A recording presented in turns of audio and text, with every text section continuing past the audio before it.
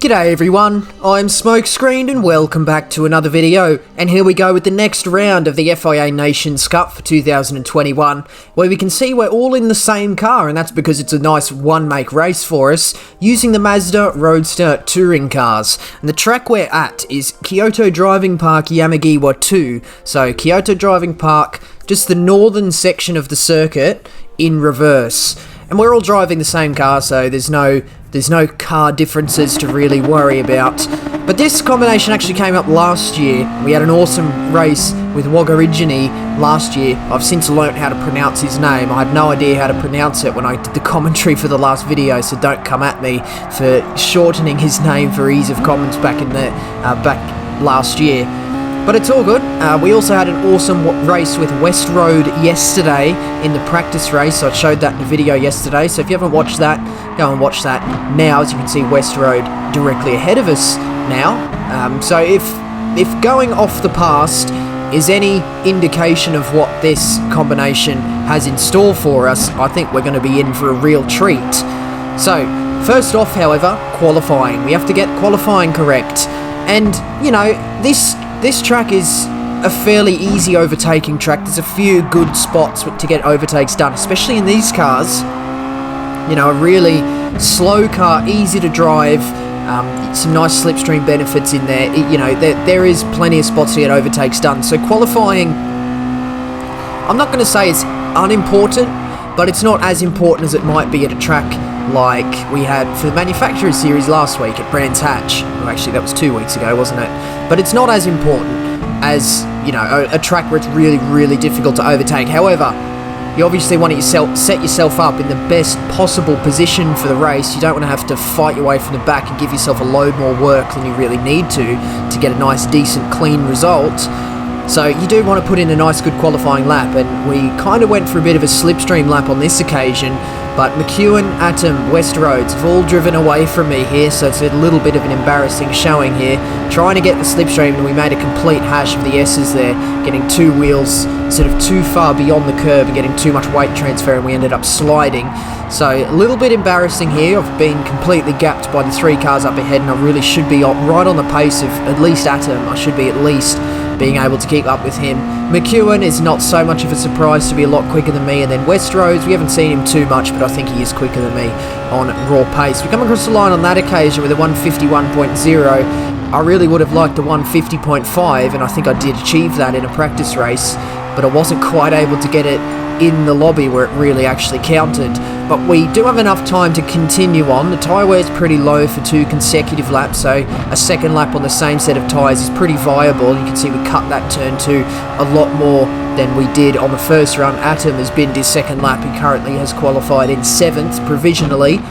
But we are going to continue on with our lap and just keep an eye, especially on the sector split. So we just had one come up and it was red, so that's obviously not good. We do want to be looking and making sure we're getting some blue sectors in, and we've got another sector split on the exit of the triple chicane as we head down the hill. Look how much you can cut these curbs. Not so much that one, but this one is 2 on the curb, 2 on the grass, 2 on the curb, 2 on the grass, and then the exit is 2 on the curb, 2 on the tarmac for maximum traction up the hill as we go past this sector split, half a tenth up. So currently it's not going to be enough. We need a 2/10 gain, over a 2/10 gain, a 3/10 gain even, to even make up a position in the qualifying standings currently. With the next car ahead is John Tita, who's currently 2/10 behind. A bit of oversteer out of the final corner as we awkwardly mount the curb on the exit. Coming across this sector split, we're half a tenth down now, so obviously not good. However, we know we made a right hash of these S's on our last lap, and we get it a much more stable on this particular tour, and there's no more sector splits to go. It's just the end of the lap now. So rounding the final corner, I run a little bit wide through the middle, but you can kind of come back for a later straight, a faster exit if you do run wide in the middle, so you can kind of easily rescue that corner. Car behind as a penalty, so they won't be improving. We are going to head across the line. It's a slight improvement by 1/100th of a second, but it's still a 51.0, and we weren't able to gain any further positions in that qualifying run. And ultimately at the end, a 151.0 puts us 11th on the grid. It's not the best, but we're just going to have to see what we can do. But that is not before we enjoy the Nations Cup introduction.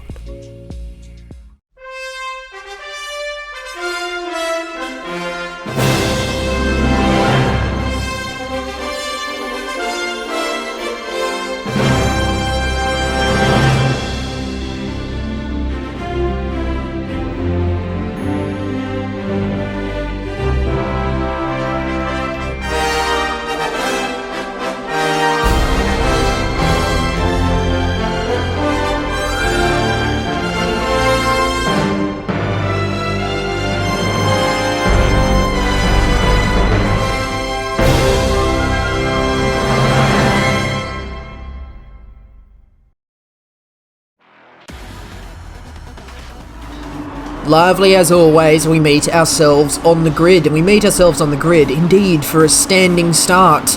And a standing start in these cars is probably the absolute correct choice. In fact, I think it's the correct choice for every combination. I really do think all FIA combinations should be standing starts, but I think that's a conversation for another time. It's definitely the right choice in these cars. So, you can choose to go no traction control, but I like to go safe and use the traction control. And as you can see, as we launch and make sure we don't jump the start, beautiful, just waiting for the 5 lights to turn out. A little bit of traction control sort of interference there, but it's all good. We get a decent start compared to the rest of the field. So we are going to go straight into line of slipstream and sort of keep a fairly inside line for turn 1 to try and ward off any dives down the inside. We do have Ranger Oz directly behind, who's probably within range to go for a move as John Tita gets shuffled out on the exit of turn 1 there. However, it gives him the inside for turn 2 on me. It's going to be fairly awkward here as I don't give him too much room. However, I do give him the curb on the inside, but we still manage to hang that around the outside. We've got a load of pressure still. 2 cars, Ranger Oz, John Tita directly behind in the opening stages of this race. I would more like to find myself in a position like Tazar directly ahead. No real pressure from behind as the tyres are coming up to temperature, but we just about managed to hold this 10th position. So we actually gained a position off the start. John Tita lost 2 off the start, so it's not the best start for John. But as we come into the triple chicane, we make up a load of ground on Tez coming into this, coming on the exit rather, and heading up the hill. So that's a better gap there. We've got a nice 4/10 gap behind, and we're right on the back of Tez. So we find ourselves in a decent position to try and gain some places in this race, and that is honestly the main aim here. There's no strategy in this race, so we find ourselves going on a no stop with no real strategy at all. There's no real tyre saving to be done, there's no fuel saving to be done, so it's just an outright sprint, lights to flag. So there's no pit stops to try and undercut or overcut your opponents as Atom cuts the inside of the final S, and we'll see if that awards him a penalty as we're heading through the final turn. It does 1.5 seconds. Bloody hell, that's a harsh penalty. And he's also got the penalty of dirty tyres, and he's going to have the penalty of getting back up to speed after serving his penalty. So a load of penalties for Atom ahead. But what I was saying before, with no strategy and no possibility for overtakes using pit stops, we do have to try and just keep on the pace of people ahead and just make overtakes where appropriate. It's kind of important to not battle too much and lose touch of further cars up the road. As you can see, we're running side by side with Ranger Oz through the first corner, and we're already just slightly losing touch of Tez ahead. We take a nice line through this second flip-flop chicane, and we are back within range of at least 8th position. However, Atom is going to serve the penalty at the next penalty zones, which are a killer at this track, especially in these cars. A slow accelerating car with the penalty serving gates coming up. We'll see exactly what makes these gates so devilish, let's say. So all that in combination leads to penalties being a real killer at this particular race. Coming on the exit of the triple chicane, Ranger Oz with a load of oversteer, and there's the penalty gates up a hill. So Atom's going to try and get back on the power, but being pretty steeply uphill, I'll say, it's going to be a fairly tall order to try and minimise any positions. And given the fact that there is a massive pack behind, pretty much all the way down to the back of the field bar 1, Atom is going to lose a load of position here.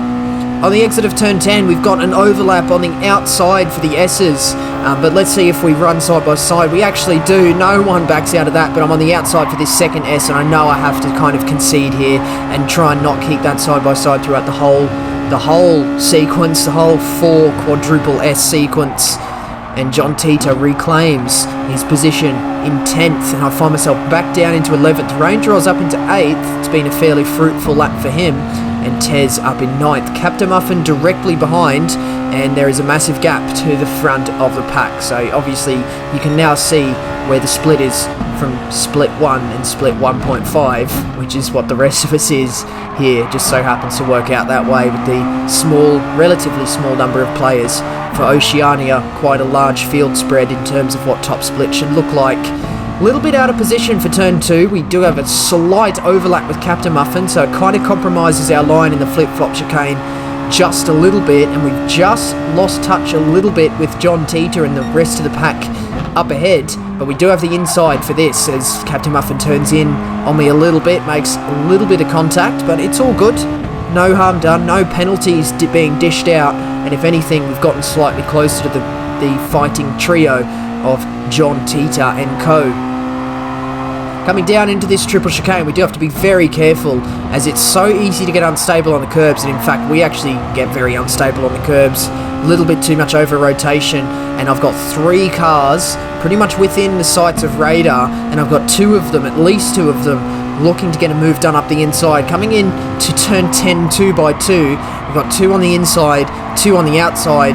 Captain Muffin receives a little bit of a bump from Superstar, I think that is, and just pushes him ahead of me, and Superstar and Atom now running side by side on the exit. Atom finds himself sort of back within touching distance of further positions up the grid despite serving his penalty, so fair play to him, and he's going to be looking to minimise any future errors because he now knows, he's now experienced just how painful penalties are at this combination. But this race is sort of slow burning at the moment as Superstar dives down the inside of Atom at the final turn, so Atom going in a little bit deeper into the corner and trying to cut back for a faster exit to open up the possibility of a move on me at turn 1, but Superstar not having any of that and just takes the opportunity and sends it up the inside as Atom does run wide trying to set up that fast exit. So the 2 behind swap positions, and we find ourselves sort of in a little bit of a pack fighting here, so we've got to try and pick our way through, and it's very, very easy to get stuck into a battle because say I start, trying to overtake Captain Muffin and he defends successfully, all of a sudden we've got the 2 of us, Captain Muffin and I, trying to fight for 11th while the 3 ahead of them, so John Tita, Tazar and Ranger Oz, they all drive away while I'm trying to fight with this last position. So honestly, the best way to kind of go about it is only go for a move when you know that it's got to be done, when the move is just going to get done with, no real delay. You just cleanly get the move done and your eyes forward. And so I think in the perfect situation, you're probably only going to be making moves when people make mistakes. So John Tita actually does exactly that on the exit of the triple chicane and gets a little bit of a poor run up the hill, but it's not so bad given that he has the slipstream of Tez to try and minimise that time loss as they're kind of running, what's that? It's like 2x2 into turn 10 once again, and Ranger Oz is on the supreme outside. Now it is Ridwan. How did Ridwan get there? I'm so confused at this point. I don't know where Ranger Oz has gone, or is he up ahead of Ridwan? No, that's Tez. So I've lost Ranger, not sure where he went, and it's now Ridwan who's in this pack now, or is that Ranger right at the front? I think it's Ranger, Tez, Ridwan, John, Captain Muffin, Superstar behind, cutting the last of the S's, and Atom now swaps positions once again, almost exactly a lap since the position swapped the other way. So Atom finds himself in this formation, so in a little bit of a battle pack for what's that? Is that going to be 7th position at this stage? And honestly, if I can finish the race in 7th, pending the number of points available, it's probably going to be a pretty decent haul for 7th in top split. I probably would take that as we fly into turn 1. Look how much ground we're able to make up. And I was actually found that I was always able to do that. I was always able to brake late at turn 1 and get the car stopped. Not sure whether I was taking a chunk out of my tyres or whether I could just get the slip angle of the car just absolutely perfect, and I was able to carry so much speed in the entry. But yeah, I'm not sure why I was able to do that, but I was, and well, I'm going to take that I'm going to use that to my advantage as this pack is beginning to implode as Ridwan and Ranger just begin to slip into the clutches of Tez, who is looking to get the moves done. However, they formed into a line of 4 with Tez out of position, so it's going to be difficult for him to try and hold position. And coming into the triple chicane, Tez and Ridwan side by side on the entry of the triple chicane. It's going to get very, very awkward very, very quickly, but they managed to sort themselves out, and we once again find ourselves in a massive train of about 6 or 7 cars here. I'm not sure how far back Superstar is from Atom, but he may very well be within the slipstream range and therefore within touching distance of this pack up ahead. So we do have to be very, very wary and keep our eyes peeled, open, wide open like this, and take advantage of mistakes just like that as Captain Muffin runs a little bit wide out of turn 10. So that's 1 position done, and we've still got over half the race to go. So we're up into 11th at this point. If we can just pick our way through exactly like that, this race could hold a very decent position as we get a massive run on John coming down the hill, using the slipstream to our advantage and making sure we get the lift for those S's done very early so we can be accelerating through the end of it rather than trying to slow down. And we managed to almost hold it around the outside. We give him a little bit of a bump. There's not just enough of a car width just on the left-hand side, directly on the exit for me to slot into, so I have to slot behind. However, he moves over to the right and opens up the inside for me, and this is what I'm talking about. I'm going to send it in, and he turns in a little bit there, but I'm well and truly 100% alongside, and we managed to get that move completely done. So that's exactly what I'm talking about. However, he's coming back on the exit of turn 1. He's got a slight overlap into turn 2. Let's see how this works out. It's got to be so awkward. I really don't leave him too much space there. That was honestly pretty touch and go as to whether enough space exactly was left for John. But given the part of the circuit, and given that I just got the move done on him, I think we were just about fine to try and keep that position, and we find ourselves up in 10th. So we've still got 3 cars up ahead now. However, I think this race is just going to fizzle out a little bit as the gap kind of extends to over the slipstream range to the threesome up ahead. So we did actually skip ahead there if you didn't notice. A cheeky little edit there. And the 3 of them up ahead, or Tez at least, gets a little bit of a poor exit. So the race did fizzle out for about a lap or so, and was able to set quite a decent race pace lap of a 151.9. Not blistering pace, but given the stage in the race with the level of tyre wear, I think if you're in the 51s, you're doing fairly well for yourself. So we're going to be looking to try and get this position off Tez as we're coming up into the flying S's of turns 11 through 14. And given the couple of mistakes Tez has made throughout these laps, I'm going to go so far as to say he's feeling a little bit rattled as he kind of gets a little bit too much curb and cuts the final one. We know what that means, dirty tyres plus a penalty, and we'll see exactly how much of a penalty he does indeed get as we're going to look behind on the exit of the final turn. So whatever penalty he has on the exit here, that's in addition to the penalty of the dirty tyres. He's only half a second that time, so I'm not really sure what Atom did to get 1.5 seconds. He must have cut it a lot more as we absolutely leap over the curb like an ibex leaping through the cliffs of whatever native country they are from, as Tez serves his penalty. So this is exactly what I'm talking about. It's actually not gone so bad this race at all. We've managed to pick our way through the battle that was up ahead, and we've just been left with Ranger and Ridwan.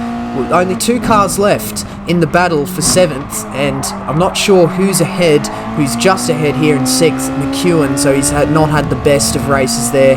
Perhaps a couple of penalties creeping in, and I know how frustrating that must be for him. He always finds himself sort of on the bad end of a situation. He always finds himself with a bit of bad luck and bad penalties, and he's not able to quite get his qualifying right. And I do tune into his streams and see it happen live, and it's pretty difficult to watch. I do feel for him sometimes, and I think we're just seeing another episode of a similar story there.